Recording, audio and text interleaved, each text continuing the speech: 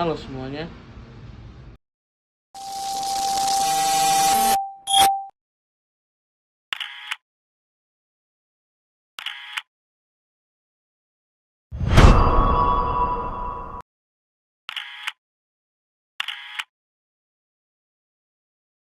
Assalamualaikum warahmatullahi wabarakatuh. Perkenalkan, nama saya Fian Atinata Pratama, program studi Manajemen Fakultas Ekonomi dan Bisnis, kelas RA12 semester 3. Nah, di sini saya akan menjelaskan semua materi dari semester 1 hingga pertengahan semester ini. Nah, yang pertama ada komunikasi bisnis, dan pembahasannya adalah pengertian dan cakupan komunikasi. Yang berikutnya unsur-unsur komunikasi, tantangan komunikasi bisnis, bentuk dasar komunikasi, dan bisnis dalam pandangan komunikasi. Nah, pengertian dan cakupan komunikasi di sini. Komunikasi bisnis dapat diartikan sebagai proses penyampaian informasi atau pesan bisnis yang dilakukan dalam konteks operasional yang strategis organisasi. Cakupannya melibatkan berbagai jenis komunikasi baik verbal maupun nonverbal yang digunakan untuk mencapai tujuan bisnis. Unsur-unsur komunikasi bisnis yaitu pengirim, individu yang memiliki ide atau gagasan yang ingin disampaikan. Yang kedua, mengubah ide menjadi pesan, proses informasi ide menjadi format yang dapat dipahami oleh penerima. Yang ketiga, pemindahan pesan, penyebaran pesan dari pengirim dan penerima. Yang keempat, penerima, individu yang menerima pesan dan memberi interpretasi atasnya. Yang kelima, materi, memberi tanggapan dan umpan balik. Penerima memberikan respons atau feedback kepada pengirim yang memastikan keseragaman. Nah, yang berikutnya ada tantangan komunikasi dalam bisnis, yaitu 1. Perbedaan budaya. Perbedaan budaya dapat menyebabkan kesalahpahaman dalam komunikasi. Misalnya, istilah berarti satu hal di satu budaya mungkin berarti hal lain di budaya lain. Yang kedua, gangguan teknologi. Teknologi yang kompleks dapat menjadi hambatan jika tidak digunakan dengan benar. Gangguan teknologi seperti signal drop, buffering, atau kesalahan server dapat mempengaruhi kualitas komunikasi. Oke, materi berikutnya yaitu ada komunikasi, tujuan, umpan balik, dan bentuknya kesalahpahaman, memperbaiki komunikasi dalam organisasi. Jadi, latar belakangnya yaitu komunikasi bisnis berfokus pada perkembangan dan peran komunikasi dalam lingkungan bisnis yang terus berubah di era globalisasi dan digitalisasi. Bisnis menghadapi tantangan yang semakin kompleks, termasuk persaingan global, keberagaman budaya, dan perkembangan teknologi yang cepat. Komunikasi bisnis. Jadi, yang pertama yaitu komunikasi yang efektif di antara karyawan dengan konsumen. Komunitas bisnis adalah sekelompok konsumen yang terorganisir dengan baik dan menggunakan produk atau jasa dari penyedia B2B yang sama atau memiliki kesamaan dari segi interest dan jenis bisnisnya yang pada akhirnya berinteraksi satu sama lain. Tujuan utama komunikasi bisnisnya lain yaitu yang pertama, meningkatkan pemahaman dan kerjasama internal. Yang kedua, membangun hubungan baik dengan pihak eksternal. Yang ketiga, mendukung pengambilan keputusan yang tepat. Yang keempat, meningkatkan efisiensi operasional. Yang kelima, menyelesaikan konflik dan mencegah miskomunikasi. Yang keenam, mendukung proses inovasi dan perubahan dan lain-lain. Yang berikutnya itu membangun komunikasi yang efektif antara perusahaan dengan pelanggan untuk meningkatkan kepuasan dan loyalitas pelanggan. Membangun komunikasi yang efektif antara perusahaan dan pelanggan adalah kunci utama dalam menciptakan kepuasan dan loyalitas. Komunikasi yang baik akan membuat pelanggan merasa diperhatikan, dipahami, dan direspons sesuai kebutuhan mereka. Dalam jangka panjang, pelanggan yang puas akan lebih manfaat teknologi komunikasi untuk mempercepat proses komunikasi tanpa mengorbankan kejelasan dan akurasi pesan. Di era digital saat ini, teknologi komunikasi memainkan peran yang sangat penting dalam mempercepat penyampaian informasi. di dalam organisasi maupun antara organisasi dan pihak eksternal. Namun, percepatan komunikasi sering sekali diikuti oleh resiko. Komunikasi internal yang mendukung pencapaian tujuan organisasi dan kepuasan karyawan. Komunikasi internal yang efektif menjadi salah satu pilar penting yang mencapai tujuan organisasi dan meningkatkan kepuasan karyawan. Komunikasi internal yang baik tidak hanya menjelaskan visi dan misi perusahaan dengan aktivitas sehari-hari, tetapi juga memberikan ruang bagi karyawan untuk merasa dihargai dan dipahami dalam proses organisasi. Oleh karena itu, penting bagi perusahaan.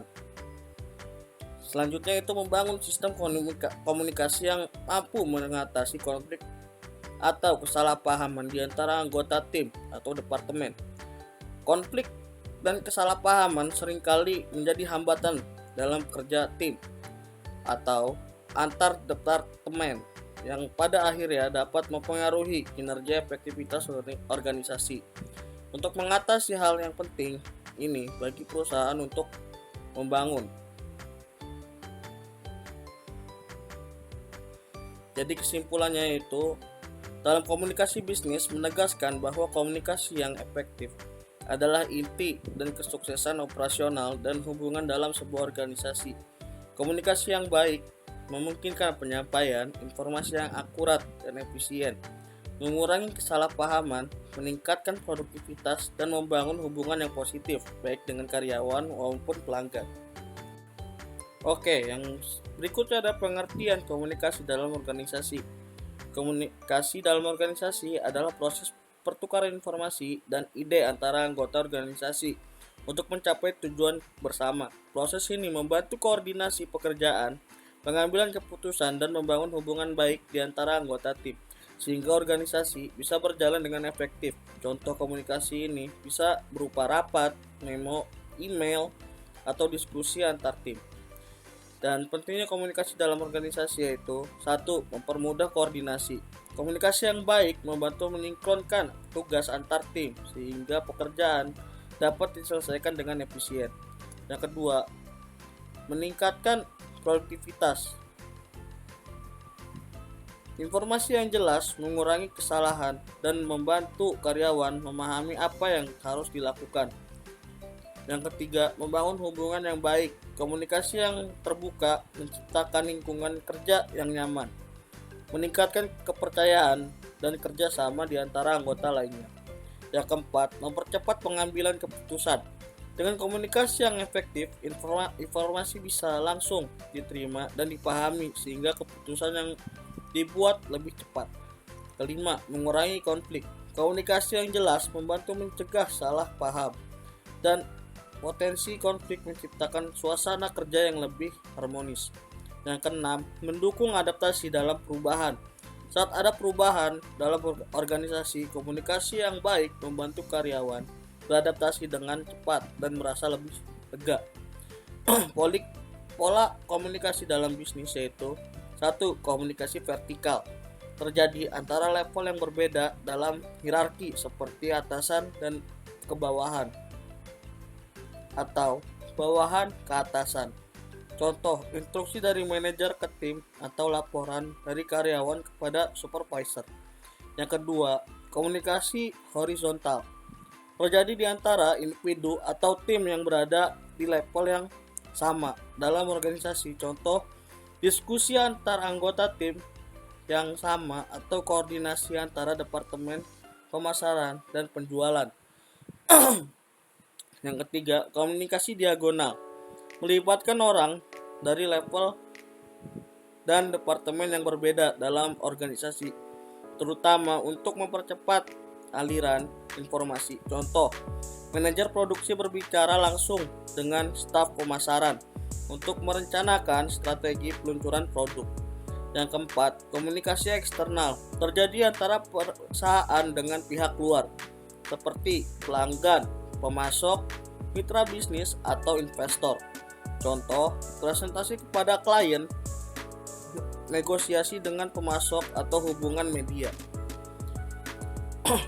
Mengolah komunikasi bisnis. Memilih media yang tepat. Gunakan media komunikasi yang sesuai dengan tujuan atau audiens, misalnya email untuk pesan formal, chat untuk komunikasi cepat, dan rapat untuk diskusi yang lebih dalam. Membuat pesan yang jelas dan ringkas. Pastikan pesan yang disampaikan dipahami langsung ke poin utama dan bebas dari ambigu agar tidak menimbulkan kesalahpahaman. Yang ketiga, mendorong umpan lebih baik. Beri kesempatan bagi penerima pesan untuk memberikan tanggapan atau bertanya sehingga komunikasi menjadi dua arah dan lebih efektif. Mengelola komunikasi bisnis. 4. Membangun lingkungan yang mendukung komunikasi terbuka. Ciptakan budaya dan di mana karyawan merasa nyaman berbicara, berbagi ide, atau menyampaikan kekhawatiran tanpa takut atau kritik. 5. Memanfaatkan teknologi. Gunakan alat komunikasi digital seperti Slack, Microsoft Teams, atau Zoom untuk memudahkan kolaborasi terutama dalam tim jarak jauh. Yang ke-6, pelatihan keterampilan komunikasi. Latih karyawan untuk meningkatkan keterampilan komunikasi mereka, termasuk kemampuan mendengarkan, berbicara di depan umum, dan menulis dengan baik. Nah, di sini juga ada masalah komunikasi dalam organisasi, yaitu yang pertama, kurangnya kejelasan informasi. Ketika informasi disampaikan dengan tidak jelas atau tidak lengkap, karyawan bisa salah mengerti tugas atau tujuan organisasi tersebut. Ini sering terjadi jika pesan disampaikan dengan bahasa yang ambigu atau tidak ada konfirmasi pemahaman. Yang kedua, ada distorsi informasi. Dalam rantai komunikasi yang panjang, pesan sering mengalami distorsi atau perubahan makna. Ketika pesan melewati beberapa orang, baik secara lisan maupun tulisan, ada resiko informasi asli tidak sampai dengan akurat. Yang ketiga, kurangnya transparansi. Jika manajemen tidak transparan tentang keputusan, tujuan, atau perubahan yang terjadi, hal ini bisa menimbulkan ketidakpercayaan dan rumor di antara karyawan. Transparansi penting untuk menjaga hubungan yang sehat di dalam organisasi. Yang keempat, hambatan teknologi. Beberapa organisasi menggunakan berbagai alat komunikasi digital, tetapi jika karyawan tidak mahir menggunakan teknologi tersebut, pesan ini bisa terhambat. Selain itu, masalah jaringan atau platform yang kurang andal juga bisa menghambat komunikasi. Yang kelima, perbedaan budaya dan latar belakang. Dalam organisasi multikultural, perbedaan dalam budaya, bahasa, dan nilai-nilai pribadi bisa menimbulkan kesalahpahaman. Hal ini perlu diatasi dengan pelatihan atau penyesuaian komunikasi agar bisa diterima oleh semua pihak. Yang keenam, komunikasi satu arah. Jika hanya berjalan satu arah dari manajemen ke karyawan tanpa kesempatan untuk memberikan umpan balik, karyawan mungkin merasa tidak didengar atau diabaikan. Ini berdampak pada motivasi dan partisipasi mereka. Yang ketujuh, perbedaan interpretasi. Setiap individu mungkin memiliki sudut pandang atau interpretasi yang berbeda terhadap pesan yang disampaikan. Ini bisa terjadi karena perbedaan pemahaman atau latar belakang yang unik dari setiap individu. Yang kedelapan, komunikasi antar divisi yang lemah. Kadang divisi atau departemen dalam organisasi tidak memiliki jalur komunikasi yang baik satu sama lain, yang menyebabkan kurangnya koordinasi. Masalah ini dapat mengakibatkan duplikasi pekerjaan atau ketidakefisienan dalam mencapai tujuan organisasi. Yang berikutnya yaitu ada strategi mengatasi masalah komunikasi. 1. Menciptakan saluran komunikasi yang jelas dan terbuka. Perusahaan perlu memastikan adanya saluran komunikasi yang jelas, baik secara vertikal maupun horizontal. Dengan saluran ini, karyawan bisa lebih mudah berbagi informasi, memberi masukan, atau melaporkan masalah. Yang kedua, mendorong transparansi dan kejujuran. Transparansi dari manajemen sangat penting untuk membangun kepercayaan dengan berbagai informasi yang relevan secara terbuka. Misalnya tentang target perusahaan, tantangan, atau perubahan kebijakan. Perusahaan bisa mengurangi ketidakjelasan informasi dan mencegah timbulnya rumor atau spekulasi yang salah di antara karyawan. Yang ketiga, menyediakan pelatihan komunikasi. Pelatihan komunikasi dapat membantu karyawan dalam menyampaikan ide dan pendapat mereka dengan lebih efektif. Pelatihan ini juga dapat mencakup teknik mendengarkan aktif, komunikasi nonverbal, dan cara menangani konflik dengan keterampilan komunikasi yang lebih baik. Yang keempat, mendorong komunikasi dua arah. Perusahaan harus mendorong komunikasi dua arah di mana karyawan nyaman untuk memberikan umpan baik atau menyampaikan pendapat mereka. Ini bisa dilakukan melalui pertemuan rutin, survei karyawan, atau diskusi terbuka. Dengan ini karyawan merasa didengar dan dilibatkan dalam keputusan perusahaan sehingga membangun motivasi dan merasa memiliki. Yang kelima, menggunakan teknologi komunikasi yang sesuai. Teknologi komunikasi yang tepat bisa meningkatkan efisiensi dan mengatasi kendala geografis atau waktu. Misalnya, penggunaan video conference untuk pertemuan jarak jauh, aplikasi chat untuk diskusi harian, atau sistem manajemen proyek untuk memantau progres tim. Yang keenam, mengembangkan budaya keterbukaan dan saling percaya. Membangun budaya keterbukaan akan memudahkan karyawan untuk menyampaikan ide atau masalah tanpa takut akan dampak negatif. Jadi kesimpulannya yaitu komunikasi dalam organisasi sangat penting untuk mencapai tujuan bersama.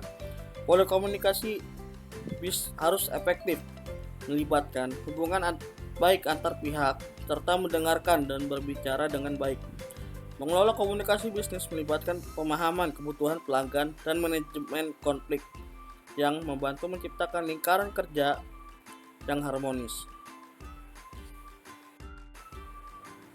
Nah, berikutnya ada materi apa komunikasi berdasarkan penyampaian. Presentasi ini akan membahas bagaimana cara penyampaian informasi mempengaruhi komunikasi. Contohnya, komunikasi yang verbal yang terjadi secara langsung dan tanpa batasan jarak akan berbeda dengan komunikasi tertulis yang disampaikan melalui surat atau email. Yang kedua, apa komunikasi berdasarkan perilaku? Ini akan menjelaskan bagaimana perilaku seseorang dapat mempengaruhi proses komunikasi. Misalnya, bahasa tubuh, ekspresi wajah, dan intonasi suara dapat memberikan pesan yang berbeda dari pesan verbal. Yang ketiga, apa komunikasi berdasarkan kelangsungannya? Ini akan membahas bagaimana komunikasi dapat berlangsung baik secara singkat ataupun panjang, dan bagaimana hal ini mempengaruhi efektivitas komunikasi. Yang keempat, apa itu komunikasi berdasarkan maksud komunikasi? Ini akan membahas bagaimana tujuan komunikasi mempengaruhi cara pesan disampaikan dan diterima. Misalnya, komunikasi persuasif akan berbeda dengan komunikasi informatif.